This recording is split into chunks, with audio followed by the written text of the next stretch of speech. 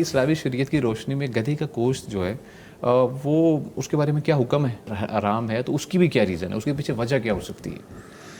علی بھائی، اللہ کے رسول صلی اللہ علیہ وسلم نے سن 7 ہجری میں جب غزوہ خیبر کیا ہے تو اس وقت غزوہ خیبر کئی دن چلتا رہا۔ ٹھیک ہے۔ بالآخر آخری قلعہ بھی جب فتح ہوا تو مسلمان تھکے ہوئے بھی تھے اور کئی دنوں کے بھوکے پیاسے بھی تھے۔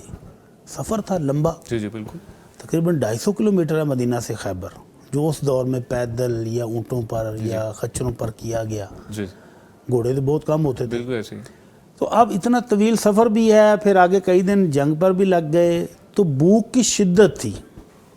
تو کہتے ہیں صحابہ کرام رضوان اللہ اجمعین جیسے ہی فتح حاصل ہوئی تو وہاں کے اموال پر جب ہاتھ لگے تو وہاں بہت سارے گدھے ملے، تو انہوں نے فٹافٹ گدھے ذبح کیے اور گوشت ہنڈیا میں چڑھا دیا، دیگیں چڑھا دی۔ اچھا، اللہ کے نبی صلی اللہ علیہ وسلم کو علم ہوا کہ یہ گدھے پکائے جا رہے ہیں، تو آپ نے فوراً اعلان کروایا، ان اللہ ورسولہ ینہیانکم عن لحوم الحمر الحلیہ فإنہا رجس۔ آپ نے فرمایا لوگو، اللہ اور اس کا رسول صلی اللہ علیہ وسلم تمہیں گھریلو گدھے کے گوشت سے منع کرتا ہے کیونکہ یہ نجس ہے۔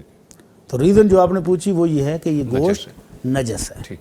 البتہ جو جنگلی گدھا ہے، جس کو بعض علماء کرام نے زیبرا کہا ہے، بعض نے نیل گائے کہا ہے، وہ حلال ہے۔ وہ صحابہ کرام نے بقاعدہ شکار کر کے کھایا بھی ہے اور اللہ کے نبی صلی اللہ علیہ وسلم کو بھی گوشت پیش کیا ہے۔ یہ جو گھریلو گدھا ہے یہ عموماً گندگی کھاتا ہے۔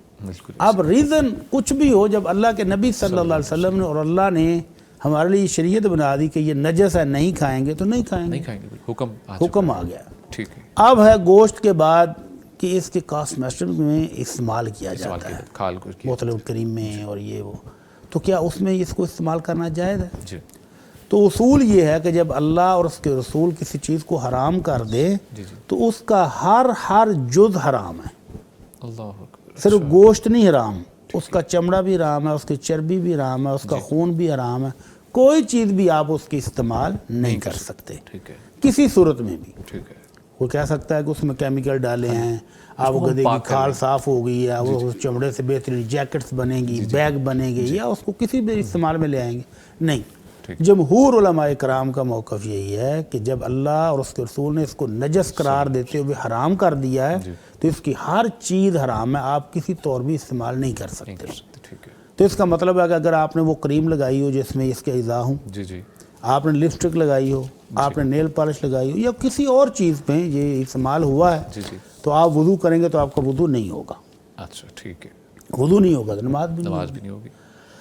جبکہ کچھ علماء کرام کا موقف یہ ہے کہ اس کا چمڑا جب اس کو کیمیکل کے ذریعے صاف کر لیا جائے تو یہ صاف ہونے کے بعد استعمال کیا جا سکتا ہے، اور اس کے مختلف اجزاء بھی جب اس کو کیمیکل کے ذریعے اس کی حالت بدل دی جائے تو وہ تبدیل ہونے کے بعد استعمال ہو سکتا ہے۔ لیکن صحیح اور جمہور کی رائے یہی ہے کہ استعمال ہونے، تبدیل ہونے کے باوجود بھی اس کے اصل اجزاء تو وہی رہیں گے، تو اس لیے وہ نجس ہیں، حرام ہیں، ان کو کھانا یا استعمال کرنا درست نہیں ہے۔